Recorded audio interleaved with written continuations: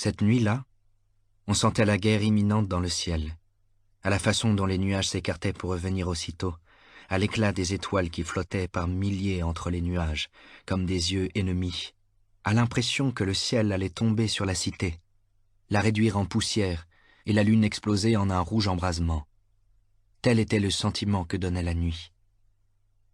Montag s'éloigna du métro avec l'argent dans sa poche. Il était passé à la banque, dont les guichets automatiques restaient ouverts en permanence, et tout en marchant, il écoutait le coquillage qu'il avait dans l'oreille. Nous avons mobilisé 1 million d'hommes.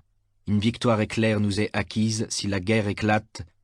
Un flot de musique submergea aussitôt la voix. 10 millions d'hommes mobilisés, murmura la voix de Faber dans son autre oreille.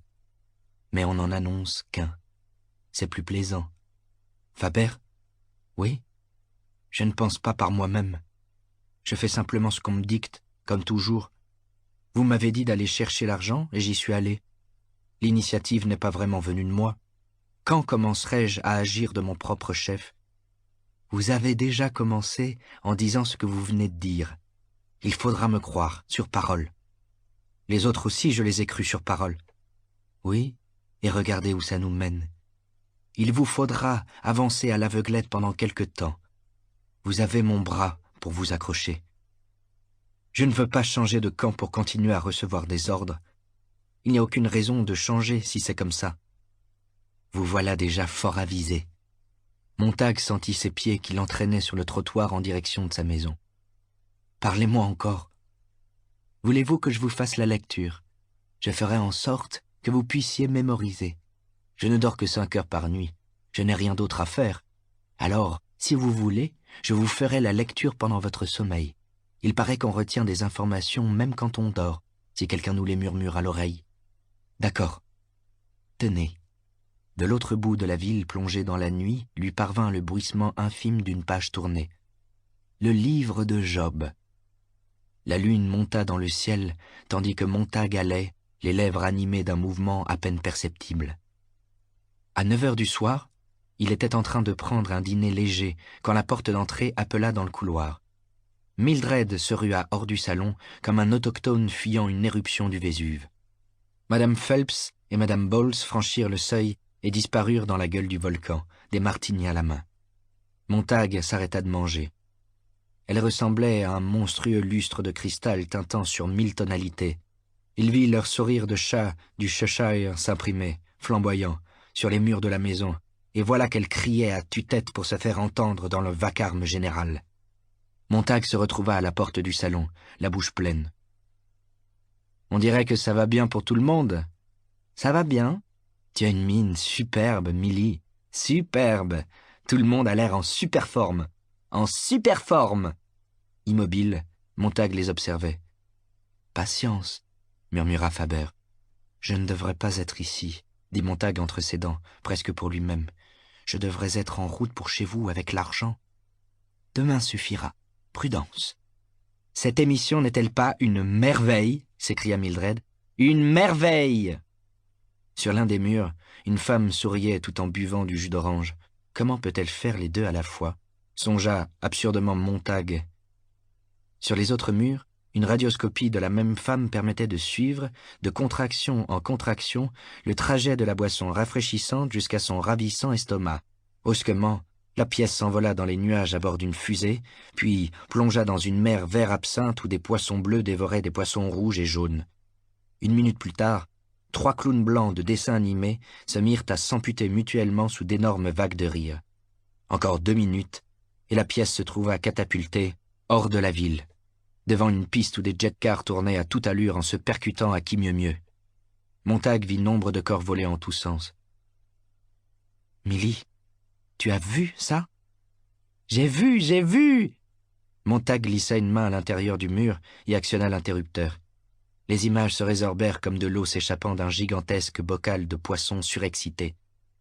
Les 3 femmes se retournèrent lentement et regardèrent Montag avec une irritation non dissimulée qui céda le pas à de l'aversion pure et simple. « Quand pensez-vous que la guerre va éclater ?» lança-t-il. « Je remarque que vos maris ne sont pas là ce soir. »« Oh, ils vont et viennent, dit Madame Phelps. « On voit Finnegan de temps en temps, L'armée a appelé Pete hier. Il sera de retour la semaine prochaine. C'est ce qu'on lui a dit. Une guerre éclair. 48 heures, d'après eux. Et tout le monde rentre chez soi. C'est ce qu'on dit dans l'armée. Une guerre éclair. Pete a été appelé hier et on lui a dit qu'il serait de retour la semaine prochaine. Une guerre éclair. Les trois femmes s'agitaient et jetaient des regards inquiets vers les murs vides couleur de boue. « Je ne me frappe pas, » reprit Madame Phelps. « Je laisse ça à Pete. » Elle gloussa. « Je laisse ce vieux Pete s'en faire pour nous deux. Moi, non. Je ne me fais pas de soucis. »« Oui, » dit Milly. « Laissons ce vieux Pete se faire du souci tout seul. C'est toujours les maris des autres qui restent, à ce qu'il paraît. J'ai entendu dire ça, moi aussi. Je n'ai jamais connu personne qui soit mort à la guerre. En se jetant du haut d'un immeuble, oui, comme le mari de Gloria la semaine dernière. Mais à la guerre, personne. »« Jamais à la guerre, » acquiesça Madame Phelps. « De toute façon, Pete et moi avons toujours été d'accord, pas de larmes, rien de tout ça. C'est notre 3e mariage à chacun. Et nous sommes indépendants. Restons indépendants, c'est ce que nous avons toujours dit. Si je me fais tuer, m'a-t-il dit, continue comme si de rien n'était et ne pleure pas, remarie-toi et ne pense pas à moi. »« À propos, » lança Mildred, « vous avez vu Clara Dove, ce téléroman de 5 minutes hier soir, c'est l'histoire d'une femme qui... » Sans rien dire, Montag contemplait les visages des 3 femmes comme il avait regardé les visages des saints dans une étrange église où il était entré quand il était enfant. Les têtes de ces personnages vernissés ne signifiaient rien pour lui, mais il était resté là un long moment à leur parler, à s'efforcer d'appartenir à cette religion, de savoir en quoi elle consistait, d'absorber dans ses poumons, donc dans son sang, assez de cet encens âpre et de cette poussière particulière à l'endroit pour se sentir touché et concerné par la signification de ces hommes et de ces femmes coloriés aux yeux de porcelaine et aux lèvres vermeilles. Mais il n'avait rien éprouvé, rien du tout.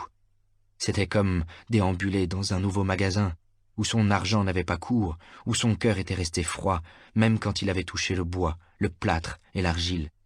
Il en était de même à présent, dans son propre salon, avec ces femmes qui se tortillaient dans leurs fauteuils, allumaient des cigarettes, soufflaient des nuages de fumée, tripotaient leurs cheveux recuits et examinaient leurs ongles flamboyants, comme s'ils avaient pris feu sous son regard. La hantise du silence gagnait leurs traits. Elles se penchèrent en avant au bruit que fit Montag en avalant sa dernière bouchée. Elles écoutèrent sa respiration fiévreuse. Les 3 murs vides de la pièce évoquaient les fronts pâles de géants plongés dans un sommeil sans rêve. Montag eut l'impression que si l'on touchait ces 3 fronts hébétés, on sentirait une fine pellicule de sueur au bout des doigts. Cette transpiration se joignait au silence et au tremblement imperceptible du milieu ambiant et de ces femmes qui se consumaient d'anxiété. D'un moment à l'autre, elles allaient émettre un long sifflement crachotant et exploser. Montag remua les lèvres. « Et si nous bavardions un peu ?» Les femmes sursautèrent et ouvrirent de grands yeux. « Comment vont vos enfants, Madame Phelps ?» demanda-t-il. « Vous savez bien que je n'en ai pas. Dieu sait qu'aucune personne sensée n'aurait l'idée d'en avoir, » s'emporta Madame Phelps, sans très bien savoir pourquoi elle en voulait à cet homme. « Je ne suis pas de cet avis, » dit Madame Bowles. « J'ai eu 2 enfants par césarienne, inutile de souffrir le martyre pour avoir un bébé. Les gens doivent se reproduire, n'est-ce pas? La race doit se perpétuer. Et puis, il arrive que les enfants vous ressemblent, et c'est bien agréable. 2 césariennes, et le tour est joué. Je vous le garantis. Oh, mon docteur m'a bien dit, pas besoin de césarienne, vous avez le bassin qui convient, tout est normal. Mais j'ai insisté. Césarienne ou pas, les enfants sont ruineux. Vous n'avez plus votre tête à vous, rétorqua Madame Phelps.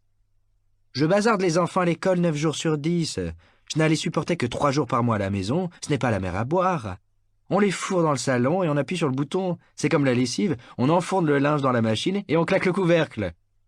Madame Bowles laissa échapper un petit rire niais. C'est qu'il me flanquerait des coups de pied aussi bien qu'il m'embrasserait. Dieu merci, je sais me défendre. Les 3 femmes s'esclaffèrent, exposant leur langue. Mildred resta un moment tranquille, puis, voyant Montag toujours debout sur le seuil, battit des mains. « Et si nous parlions politique, pour faire plaisir à Guy ?»« Bonne idée !» dit Madame Bowles. « J'ai voté aux dernières élections, comme tout le monde, et je n'ai pas caché que c'était pour le président Noble. Je crois que c'est un des plus beaux présidents que nous ayons jamais eus. Il faut dire que celui qu'il présentait contre lui, ça, il n'avait rien de terrible. Le genre court sur pattes, aucun charme, l'air de ne pas savoir se raser ni se coiffer correctement. Quelle idée ont eu les autres de le présenter? On ne présente pas un abo pareil contre un grand gaillard.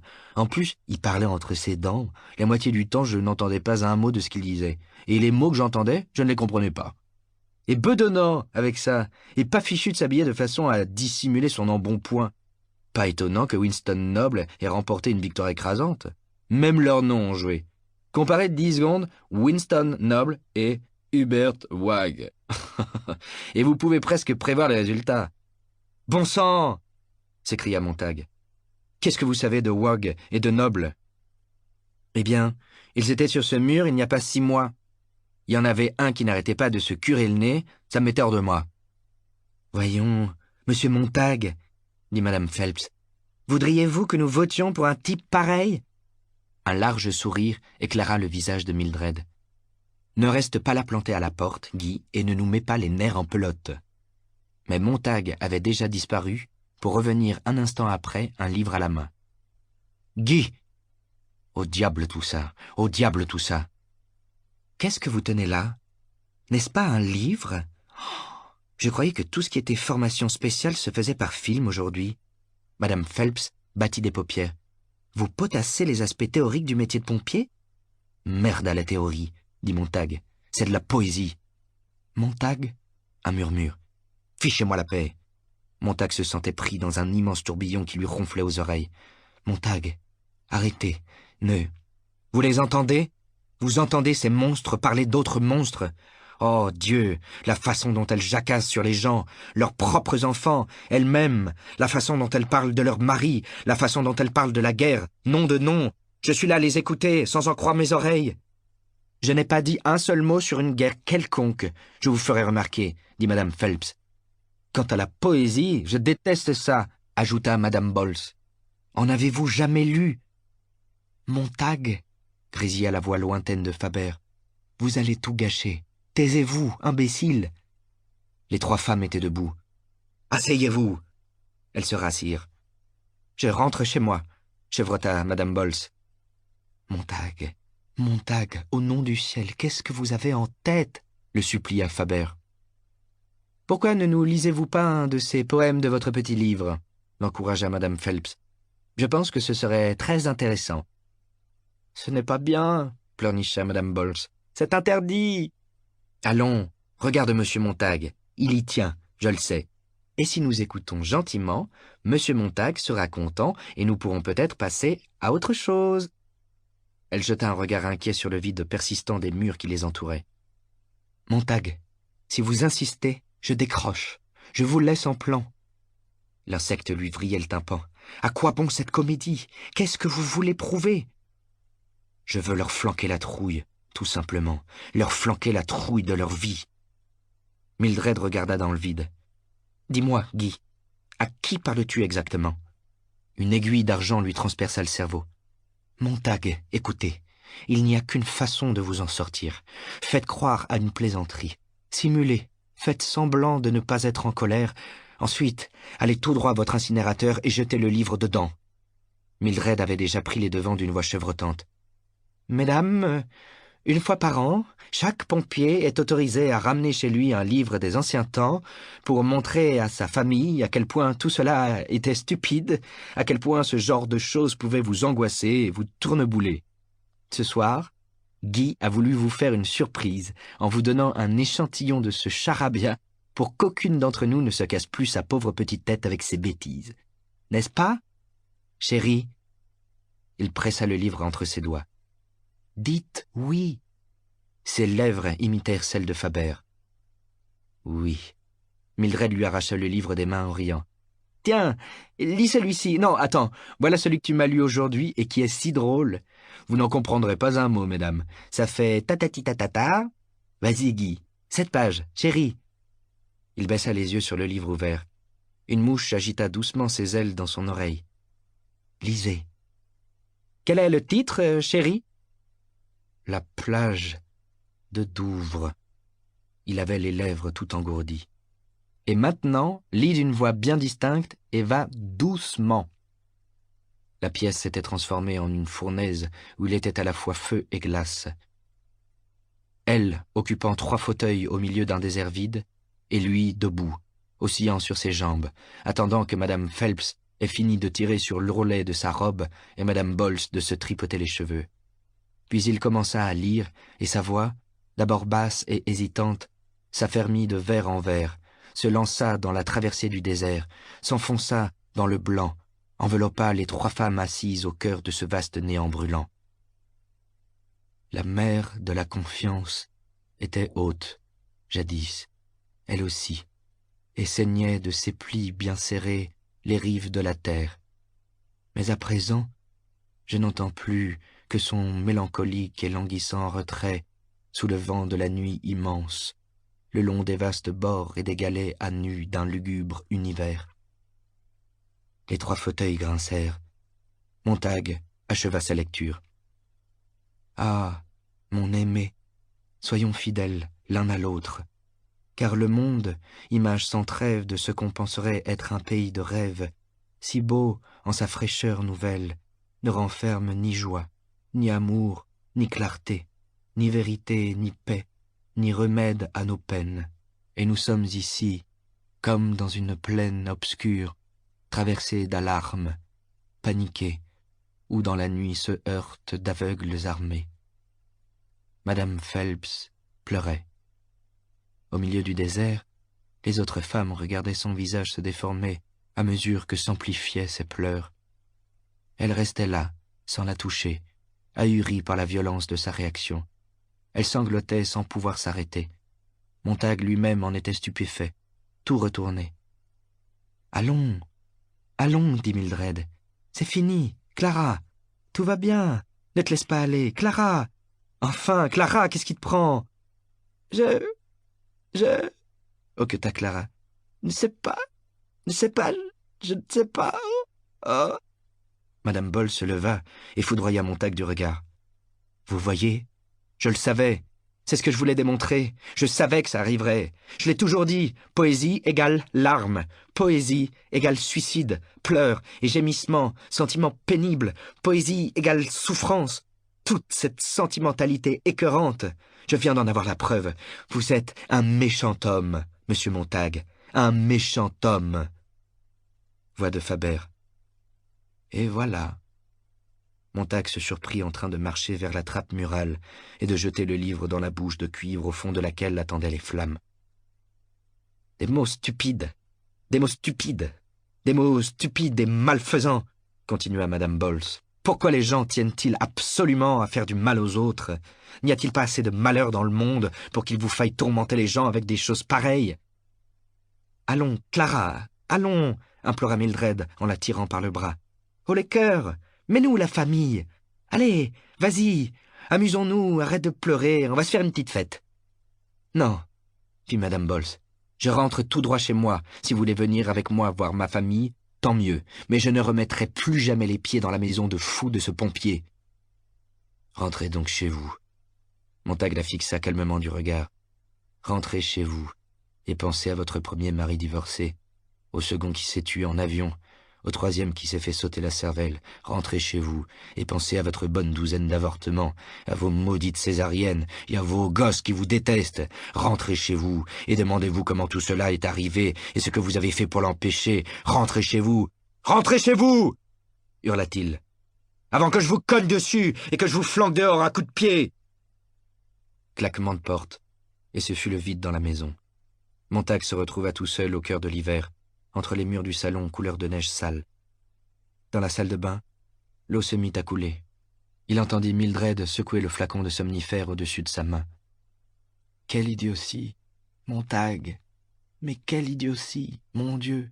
Quelle incroyable idiotie! La ferme !» Il arracha la balle verte de son oreille et la fourra dans sa poche. Et l'appareil de grésiller. « Idiotie! Idiotie !» Il fouilla la maison et trouva les livres où Mildred les avait empilés, derrière le réfrigérateur. Il en manquait quelques-uns.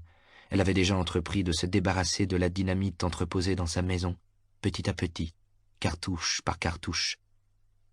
Mais il n'était plus en colère, seulement fatigué et déconcerté par son propre comportement. Il transporta les livres dans l'arrière-cour et les cacha dans les buissons près de la clôture. Pour cette nuit seulement, se dit-il, au cas où elle déciderait d'en brûler d'autres. Il regagna la maison. « Mildred » appela-t-il à la porte de la chambre plongée dans l'obscurité. Pas un bruit. Dehors, en traversant la pelouse pour se rendre à son travail, il s'efforça de ne pas voir à quel point la maison de Clarisse McClellan était sombre et déserte. Tandis qu'il se dirigeait vers le centre-ville, il se sentit tellement seul face à son énorme bévue qu'il eut besoin de l'étrange chaleur humaine que dégageait une voix douce et familière parlant dans la nuit. Déjà, au bout de quelques petites heures, il avait l'impression d'avoir toujours connu Faber. Désormais, il savait qu'il était deux personnes, qu'il était avant tout Montague, ignorant tout, ignorant jusqu'à sa propre sottise, qu'il ne faisait que soupçonner, mais aussi le vieil homme qui ne cessait de lui parler tandis que le train était aspiré d'un bout à l'autre de la cité, enténébré en une longue série de saccades nauséeuses. Au cours des jours à venir, et au cours des nuits sans lune comme de celles où une lune éclatante brillerait sur la terre, le vieil homme continuerait à lui parler ainsi, goutte à goutte, pierre par pierre, flocon par flocon. Son esprit finirait par déborder, et il ne serait plus Montague. Voilà ce que lui disait, lui assurait, lui promettait le vieillard. Il serait Montague plus Faber, feu plus eau. Et puis, un jour, quand tout se serait mélangé et aurait macéré et fermenté en silence, il n'y aurait plus ni feu ni eau, mais du vin. De deux éléments séparés et opposés en naîtrait un troisième. Et un jour, il se retournerait vers l'idiot d'autrefois et le considérerait comme tel. Dès à présent, il se sentait parti pour un long voyage. Il faisait ses adieux, s'éloignait de celui qu'il avait été. C'était bon d'écouter ce bourdonnement d'insectes, cette susurration ensommeillée de moustiques, et en filigrane, le murmure ténu de la voix du vieil homme qui, après l'avoir réprimandé, le consolait dans la nuit tandis qu'il émergeait des vapeurs du métro pour gagner l'univers de la caserne. « Soyez compréhensif, Montague, compréhensif. Ne les disputez pas, ne les accablez pas. Vous étiez des leurs il n'y a pas si longtemps. Ils sont tellement persuadés qu'il en ira toujours ainsi. Mais il n'en est rien. Ils ne savent pas que tout cela n'est qu'un énorme météore qui fait une jolie boule de feu dans l'espace, mais devra bien frapper un jour. Ils ne voient que le flamboiement, la jolie boule de feu, comme c'était votre cas. Montague, les vieillards qui restent chez eux, en proie à la peur, à soigner leurs os fragiles, n'ont aucun droit à la critique. N'empêche que vous avez failli tout faire capoter dès le départ. Attention, je suis avec vous, ne l'oubliez pas. Je comprends ce qui s'est passé. Je dois reconnaître que votre fureur aveugle m'a ravigoté. Dieu, que je me suis senti jeune. Mais maintenant, je veux que vous vous sentiez vieux. Je veux qu'un peu de ma lâcheté coule en vous ce soir. Dans les heures à venir, quand vous verrez le capitaine Beatty, tournez autour de lui sur la pointe des pieds. Laissez-moi l'écouter pour vous. Laissez-moi apprécier la situation. Survivre, tel est notre impératif. Oubliez ces pauvres idiotes. Je les ai rendues plus malheureuses qu'elles ne l'ont été depuis des années, je crois. Ça m'a fait un choc de voir Madame Phelps pleurer. Peut-être qu'elles ont raison. Peut-être qu'il vaut mieux ne pas voir les choses en face. Fuir, s'amuser. Je ne sais pas, je me sens coupable. Non, il ne faut pas. S'il n'y avait pas de guerre, si le monde était en paix, je dirais « parfait, amusez-vous ». Mais vous ne devez pas faire marche arrière pour n'être qu'un pompier. Tout ne va pas si bien dans le monde. Montague était en sueur.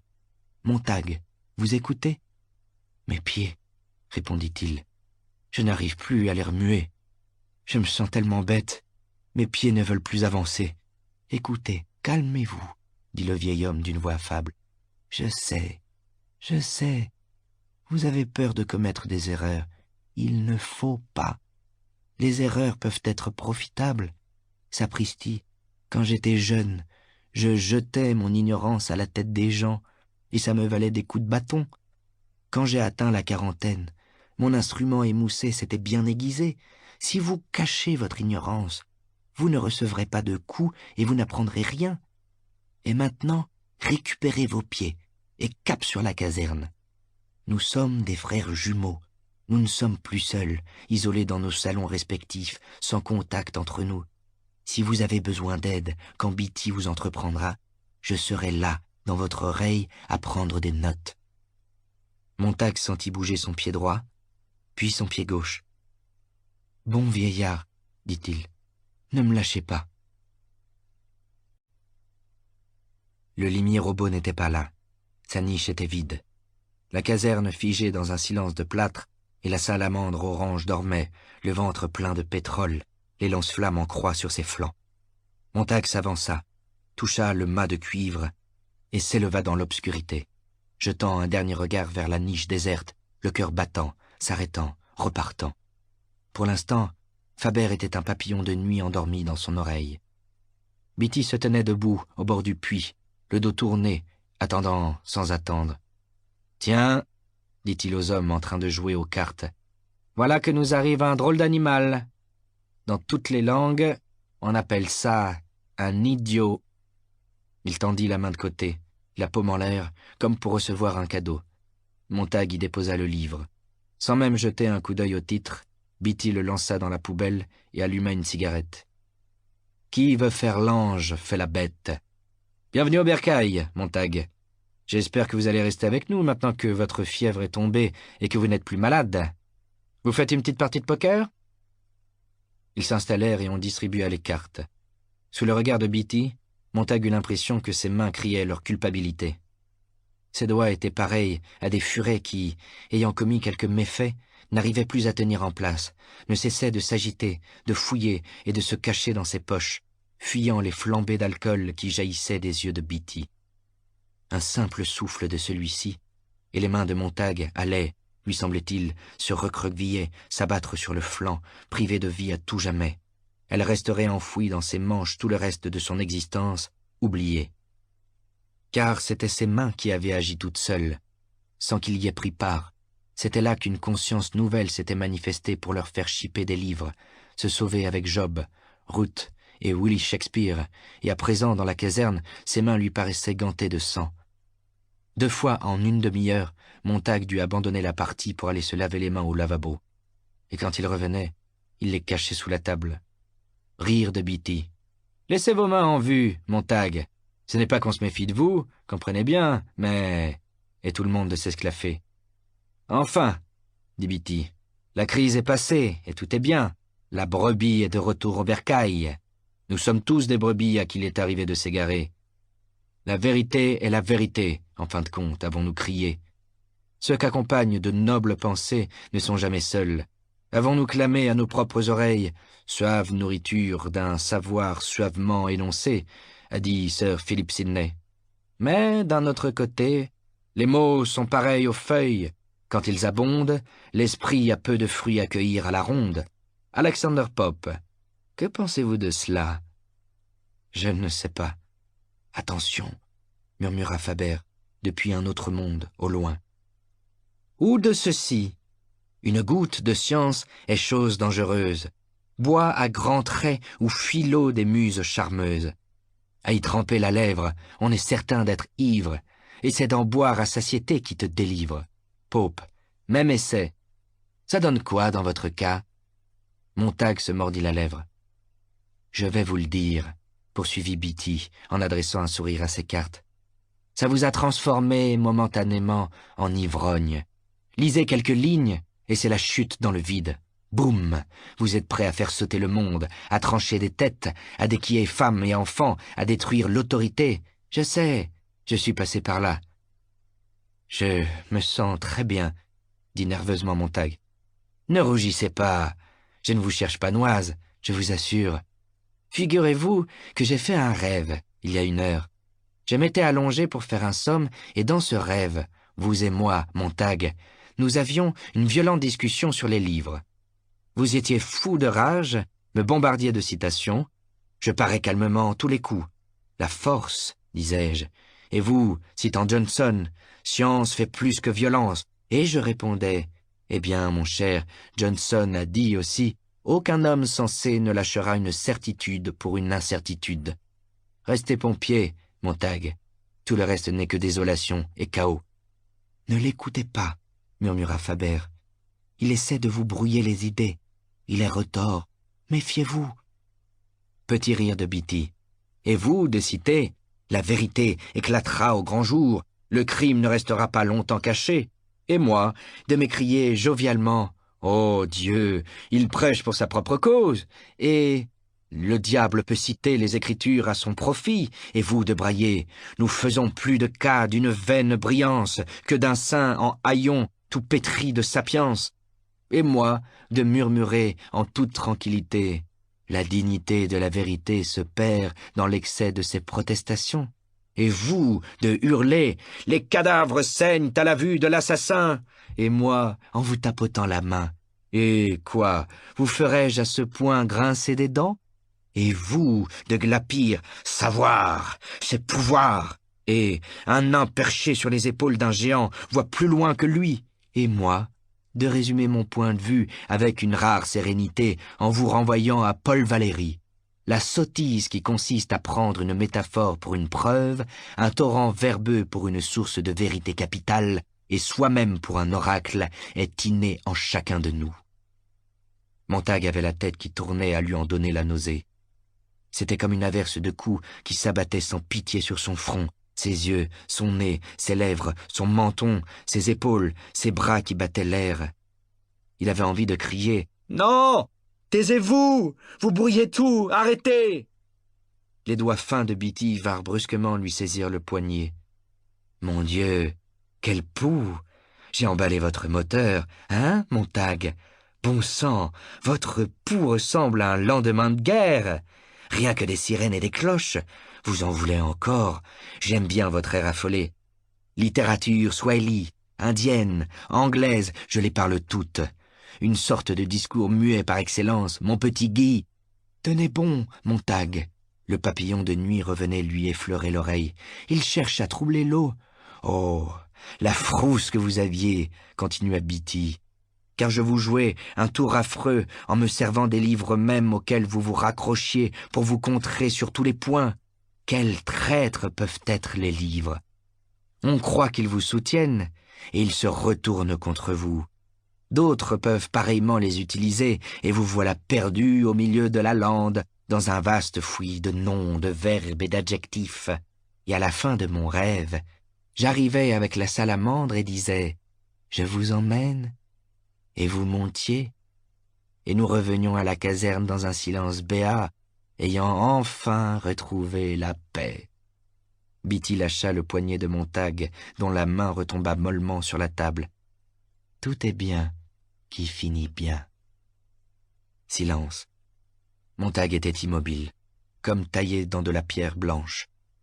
L'écho du coup de marteau final sur son crâne s'éteignait lentement dans la noire caverne où Faber attendait que cessent les vibrations. Puis, quand le nuage de poussière fut retombé dans l'esprit de Montague, Faber commença, tout doucement. « Très bien. Il a dit ce qu'il avait à dire. À vous de l'enregistrer. Moi aussi, je donnerai mon avis dans les heures à venir. Enregistrez-le pareillement. Ensuite, en toute connaissance de cause, vous tâcherez de choisir de quel côté il convient de sauter ou de tomber.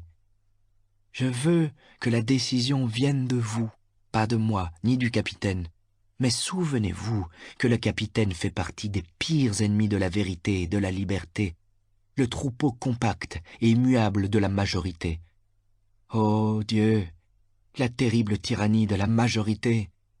Nous avons tous nos harpes à faire entendre, et c'est maintenant à vous de savoir de quelle oreille vous écouterez. » Montague ouvrit la bouche pour répondre à Faber et fut sauvé de son erreur par la sonnerie d'alarme. Tombant du plafond, la voix chargée de donner l'alerte se mit à seriner sa chanson. Un cliquetis s'éleva à l'autre bout de la pièce. Le téléscripteur enregistrait l'adresse signalée. Le capitaine Bitty, sa main rose refermée sur ses cartes, se dirigea vers l'appareil avec une lenteur exagérée et arracha le papier une fois l'impression terminée. Il y jeta un coup d'œil négligent et le fourra dans sa poche. Il revint s'asseoir. Tous les regards se tournèrent vers lui. « Il me reste exactement 40 secondes pour vous prendre tout votre argent, » lança-t-il d'une voix enjouée. Montague posa ses cartes. « Fatigué, Montague? Vous vous couchez? »« Oui. »« Attendez. Réflexion faite, on pourra finir cette partie plus tard. Retournez vos cartes et occupez-vous du matériel, au trot. Et Bitty se releva. Vous n'avez pas l'air dans votre assiette, Montag. Ça me désolerait que vous fassiez une rechute. Ça va aller. Et comment ça va aller? Cette fois, c'est un cas à part. Allez, du nerf! Ils s'élancèrent et agrippèrent le mât de cuivre, comme si c'était la dernière planche de salut face à un raz-de-marée, à cette déconvenue près que le dit mât les entraîna vers le fond, dans l'obscurité et les pétarades, quintes de toux et bruits de succion du dragon pestilentiel qui se réveillait à la vie. En avant! Ils virèrent dans un tintamarre où se mêlaient le tonnerre et le mugissement de la sirène, le hurlement des pneus martyrisés et le ballottement du pétrole dans le réservoir de cuivre étincelant, tel le contenu de l'estomac d'un géant, tandis que les doigts de Montag, secoués par la rampe chromée, lâchaient prise et battaient l'air glacé, que le vent plaquait ses cheveux en arrière et sifflait entre ses dents, et que lui-même ne cessait de penser aux femmes, à ces femmes fêtues dans son salon un peu plus tôt dans la soirée, ces femmes dont le grain s'était envolé sous une bourrasque de néon, et à sa propre stupidité lorsqu'il leur avait fait la lecture. Autant essayer d'éteindre un incendie avec un pistolet à eau. Quelle sottise, quelle folie! Une colère débouchait sur une autre, une fureur en chassait une autre. Quand cesserait-il de n'être que rage pour se tenir tranquille, être la tranquillité même? Et c'est parti! Montag leva les yeux. Bitty ne conduisait jamais, mais ce soir, il était au volant de la salamandre, la faisant déraper dans les tournants, penché en avant sur le trône surélevé, son gros ciré noir flottant derrière lui, ce qui le faisait ressembler à une énorme chauve-souris battant des ailes au-dessus du moteur et des numéros de cuivre filant plein vent. « C'est parti pour que le monde reste heureux! Montag !» Les joues roses, phosphorescentes de Bitty luisaient au cœur de la nuit, et il souriait de toutes ses dents. « Nous y voilà !» La salamandre s'arrêta dans un bruit tonitruant, éjectant ses passagers en une série de glissades et de sauts disgracieux. Montag resta où il était, ses yeux irrités, fixés sur l'éclat glacé de la barre à laquelle ses doigts continuaient de se cramponner. « Je ne peux pas faire ça, » se disait-il. « Comment pourrais-je accomplir cette nouvelle mission? Comment pourrais-je continuer à mettre le feu? Je ne peux pas entrer dans cette maison. » Bitty, flairant le vent qu'il venait de fendre, se tenait à côté de Montag. « Ça va, Montag ?» Les hommes couraient comme des infirmes dans leurs lourdes bottes, aussi silencieux que des araignées. Enfin, Montag leva les yeux et tourna la tête. Bitty le dévisageait. « Il y a quelque chose qui vous chiffonne, Montag ?»« Ça alors ?» articula lentement Montag. « Nous voilà arrêtés devant chez moi.